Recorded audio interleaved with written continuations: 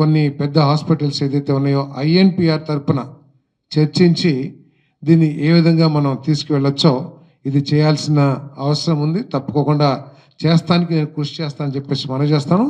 దానికి కూడా వెంటనే అధికారులతో మాట్లాడి ఐఎంఏతో డిస్కస్ చేసి ఏ విధంగా చేయొచ్చు, హాస్పిటల్స్ని ఏ విధంగా దీంట్లో ఇన్వాల్వ్ చేసి ప్రభుత్వం తరపున ఎటువంటి ఆర్థిక భారం భరించాల్సి వస్తుంది హాస్పిటల్స్తోనూ, అదేవిధంగా ఐఎంఏతో కూడా చర్చించి ఇది ఆచరణలో పెట్టడానికి నేను తప్పకుండా కృషి చేస్తానని చెప్పేసి కూడా నేను మనవి చేస్తాను. నేను అదేవిధంగా జర్నలిస్టులు చనిపోతే వెల్ఫేర్ ఫండ్ ఏదైతే ఉందో ఆ వెల్ఫేర్ ఫండ్ కూడా ఉంది.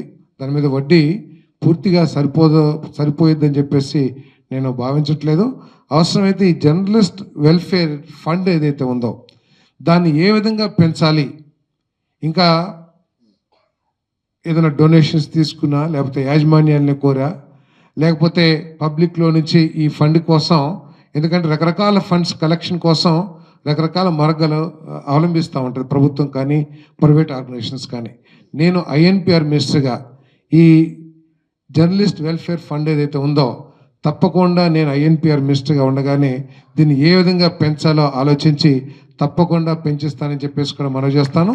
ఆ ఫలాలు మీకు అందేటట్లు వెంటనే ఒక కార్యాచరణ కూడా చేస్తానని చెప్పేసి మీ అందరికీ కూడా నేను మనవి చేస్తూ, మరి ఐఎన్పిఆర్ మినిస్టర్గా మీ ఫండ్కి నేను 5 లక్షల రూపాయలు కూడా ఇస్తానని చెప్పేసి సభాముఖంగా మీకు తెలియజేస్తాను. నేను అదేవిధంగా హౌస్ సైట్స్, ఇది చాలా పెద్ద సమస్య అనలేం కానీ చాలా పెద్ద డిమాండ్, కానీ అందరూ కోరుకున్నది. కానీ తప్పుకోకుండా ఇప్పుడు ప్రభుత్వం కూడా రూరల్ ఏరియాస్లో 2 సెంట్లు, అదేవిధంగా అర్బన్ ఏరియాలో 2 సెంట్లు, రూరల్ ఏరియాస్లో 3 సెంట్లు ఇవ్వాలనే చాలా పట్టుదలతో ఈ ప్రభుత్వం ఉంది. సో దాంట్లో మనల్ని ఎందుకు చేర్చకూడదు అనేది ఆలోచించాల్సిన అవసరం ఉంది. మరి మీరు ఏమన్నా ప్రత్యేకంగా కోరుకుంటున్నారా? ప్రత్యేకమైన కాలేజ్, సరే అమరావతి వరకు లేకపోతే అర్బన్ ఏరియాస్లో ఏదైతే ఉంటుందో దాన్ని కూడా సపరేట్గా చూద్దాం. కానీ అర్బన్ ఏరియాస్లో కూడా ప్రభుత్వం హౌసింగ్ స్కీమ్ చేస్తుంది కాబట్టి దాంట్లో మిమ్మల్ని ఇంక్లూడ్ చేస్తానికి ఉన్న సమస్య ఏమిటో మరి ఆలోచించాలి. తప్పకుండా మీలో ఒక 10 మందితో కూర్చుని మా హౌసింగ్ డిపార్ట్మెంట్ అధికారులతో కూడా మాట్లాడి ప్రభుత్వం ఏదైతే ఆలోచన చేస్తుందో అందరికీ హౌస్ సైట్స్ అండ్ హౌజెస్ అని ఏదైతే ఆలోచిస్తుందో దాంట్లో మిమ్మల్ని ఏ విధంగా చేయొచ్చు, దానికి అభ్యంతరం ఉంటుందా అంజలి గారు? ఉండదు కదా? ఓకే, ఉండదు. కాబట్టి తప్పుకోకుండా ముఖ్యమంత్రి గారితో నేను మాట్లాడైనా సరే లోకేష్ గారితో చర్చించి మా స్కీమ్స్లో హౌసింగ్ స్కీమ్ ఏదైతే ఉందో 3 సెంట్లు 2 సెంట్లు దాంట్లో మిమ్మల్ని తప్పకుండా మీకు కూడా లబ్ధి చేకూరే విధంగా నేను ప్రయత్నం చేస్తానని చెప్పేసి నేను ఈ సందర్భంగా తెలియజేస్తాను.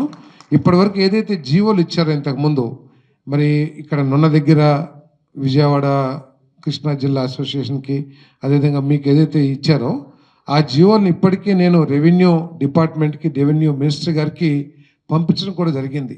ఇంతకుముందు జీవోలు ఇచ్చాము, దీని మీద రెవెన్యూ డిపార్ట్మెంట్ అభిప్రాయం ఏంటో తెలియజేసిందిగా నేను ఇప్పటికే వారికి లెటర్ కూడా రాయటం జరిగింది. వారి అభిప్రాయాలు కూడా తెలుసుకుని తప్పకుండా ప్రభుత్వ ఆలోచన ఏదైతే ఉందో అందరికీ ఇళ్ళ స్థలాలు అనేది దాంట్లో ప్రత్యేకమైన దృష్టి జర్నలిస్టుల కోసం నేను పెట్టి, ఎందుకంటే ఐఎన్పిఆర్ మినిస్టర్, హౌసింగ్ మినిస్టర్ 2 శాఖలు నా దగ్గర ఉన్నాయి కాబట్టి మీకు ప్రత్యేకంగా హౌసింగ్ జర్నలిస్టుల హౌస్ సమస్యలు తీర్చడానికి తప్పకుండా నేను ప్రయత్నం చేస్తానని చెప్పేసి మనం చేస్తాను. ఈ సందర్భంగా మీరందరూ కూడా ఆలోచించాల్సింది ఏంటంటే తెలుగుదేశం పార్టీ ఎప్పుడూ కూడా జర్నలిస్ట్కి ఇళ్ల స్థలాల విషయంలో కానివ్వండి, లేదు తక్కువ ధరతో సబ్సిడైజ్డ్ ప్రైజెస్ మీద ఈ గృహవసతి కల్పించడంలో కానీ ఎప్పుడు వ్యతిరేకంగా లేదని చెప్పేసి మీకు మనం చేస్తాను. గతంలో జీవోలు ఇచ్చినా, లేదు టిట్కోలో మీకు ఇల్లు శాంక్షన్ చేస్తానికి 100 కోట్ల రూపాయలని ఐఎన్పిఆర్ డిపార్ట్మెంట్కి ట్రాన్స్ఫర్ చేసినా, లేదు హ్యాపీనెస్ట్లో మీకు సబ్సిడైజ్డ్ ప్రైజెస్తో ఇల్లు కేటాయించాలని నిర్ణయం తీసుకున్నా, అదంతా కూడా జర్నలిస్టు సోదరులకి తోడుగా ఉండాలనే ఆలోచనతో నేను చెప్పేసి కూడా మనం చేస్తాను. అదే ఆలోచనని మరి ఇప్పుడు కూడా కొనసాగిస్తూ మీకు ఏ విధంగా ఈ సమస్య తీర్చాలో నేను తప్పకుండా కృషి చేస్తానని చెప్పేసి మనం చేస్తాను. దీని మీద ఇప్పటికే నేను ముఖ్యమంత్రి గారితోనూ మరి పెద్దలతో కూడా చర్చించడం జరిగింది. వారు కూడా పూర్తిగా సానుకూలంగా ఉన్నారు. కాకపోతే రాష్ట్ర ఆర్థిక పరిస్థితి నేను మీకు చెప్పాల్సిన అవసరం లేదు. మీ అందరికి కూడా తెలిసిందే. ఇందాక అన్నారు వాళ్ళకి చాలా తక్కువ ధరలకి ఇండస్ట్రీస్కి ఇస్తున్నారు అది అని చెప్పేసి. ఆ అభిప్రాయం చాలామంది ఉండి ఉండొచ్చు. కానీ అది ఒక పాలసీ ప్రకారం ఈ రాష్ట్ర ఆదాయాన్ని ఏ విధంగా పెంచాలనే ఆలోచనలో భాగంగా, అంతేకాకుండా ఏదైతే ప్రైమ్ మా ముఖ్యమంత్రి గారి ఆలోచన ఉందో 20 లక్షల ఉద్యోగాలు కల్పించాలనే లక్ష్యంతో ఏ విధంగా అయితే పనిచేస్తున్నారో, అదేవిధంగా రాష్ట్రాన్ని ఇండస్ట్రీస్లో కానీ లేకపోతే సాఫ్ట్వేర్లో కానీ నెంబర్ 1గా చేయాలని ఏదైతే లోకేష్ గారు, పవన్ కళ్యాణ్ గారు, చంద్రబాబు గారు ఆలోచిస్తున్నారో దాంట్లో భాగంగా, పాలసీలో భాగంగా తక్కువ ధరకి ల్యాండ్స్ ఇవ్వటం కానీ, ధరకి ఇవ్వటం కానీ, లేకపోతే లీజ్కి ఇవ్వటం కానీ జరుగుతుందని చెప్పేసి నేను మీ అందరికీ శ్రేణిగా మనవి చేస్తాను. అంతేకాని వేరే ఉద్దేశం కాదు, మీకు ఇవ్వకూడదు అనే ఆలోచన ఏమి లేదని చెప్పేసి మనవి చేస్తాను. మరి ముఖ్యమంత్రి గారు 3 సెంట్లు 2 సెంట్లు ఇవ్వాలంటే వాటికి ఇచ్చిన భూమి కంటే కొన్ని వందల వేల ఎకరాలు అవసరం అవుతుంది. దానికి కూడా ఇవ్వాలని చెప్పేసి ఈ ప్రభుత్వం ఆలోచన చేస్తుంది. కాబట్టి ఏదైతే ఇండస్ట్రీస్కి, సాఫ్ట్వేర్కి, గూగుల్ ఏదైతే రాష్ట్ర పారిశ్రామిక ముఖ చిత్రాన్ని మార్చగలిగిన సంస్థలు ఉన్నాయో వాటికి ఇవ్వటాన్ని కొంచెం నెగిటివ్గా ఆలోచిస్తే అది కరెక్ట్ కాదేమో అనేది నా అభిప్రాయం. దానికంటే వాటికి ఇచ్చే భూముల కంటే కూడా ఎక్కువ భూముల్ని ఈ 2 సెంట్లు 3 సెంట్లు పేదవాళ్ళకి ఇవ్వాలని కూడా ఈ ప్రభుత్వం ఆలోచిస్తుందని చెప్పేసి మనం చేస్తాను.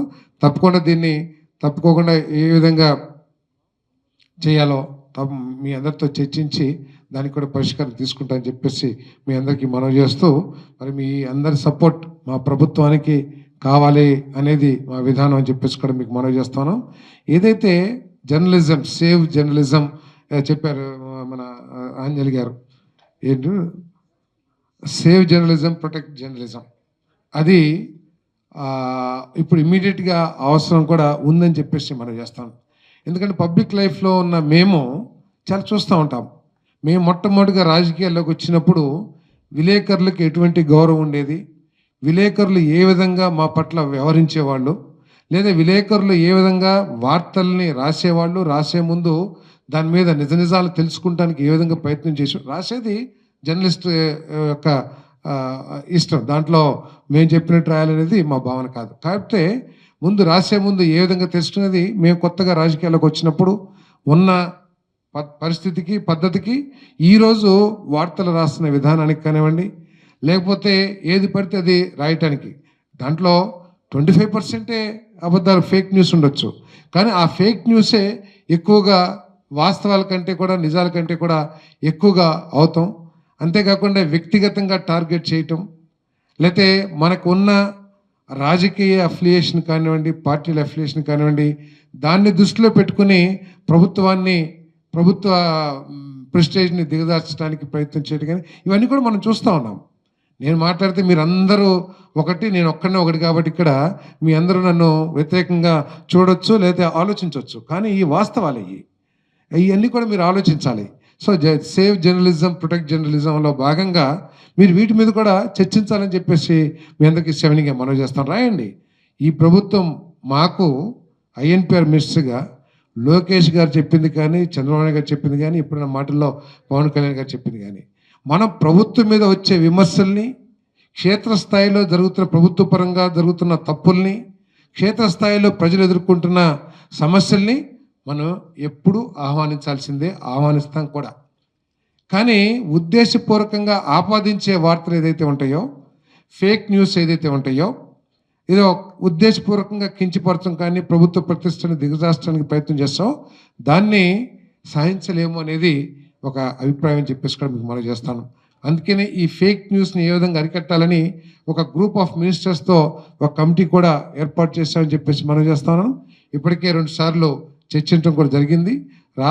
దేశంలోనే కాదు, ప్రపంచవ్యాప్తంగా ఈ ఫేక్ న్యూస్ని అరికట్టడానికి ఎటువంటి పాలసీస్ అవలంబిస్తున్నారో, అదేవిధంగా ఈ సోషల్ మీడియా లేకపోతే ఇవన్నీ కూడా ఒక ఏజ్ వరకు అందుబాటుకు రాకుండా ఏ విధంగా చేయాలి. సో మొత్తం మీద దీనికి ఒక గ్రూప్ ఆఫ్ మినిస్టర్స్ కూడా వేశారు. అవసరమైతే అంటే జర్నలిస్ట్కి సంబంధించింది కాదు కానీ సోషల్ మీడియాకి సంబంధించి దాంట్లో మీ అభిప్రాయాలు కూడా తీసుకుంటానికి ప్రయత్నం చేస్తామని చెప్పేసి కూడా మనం చేస్తూ, మరి ఈ కార్యక్రమంలో పాలు పంచుకునే అవకాశం కల్పించిన పెద్దలందరికీ ధన్యవాదాలు తెలియజేస్తూ, మీలో ఒకడిగా వీటిని పరిష్కరించడానికి మీరు ఏదైతే సమస్యల దృష్టికి తీసుకొచ్చారో వాటిని పరిష్కరించడానికి ప్రభుత్వం తరపు నుంచి సానుకూలంగా స్పందించడానికి నా వంతు నేను కృషి చేస్తానని చెప్పేసి మనం చేస్తూ సెలవు తీసుకుంటాను.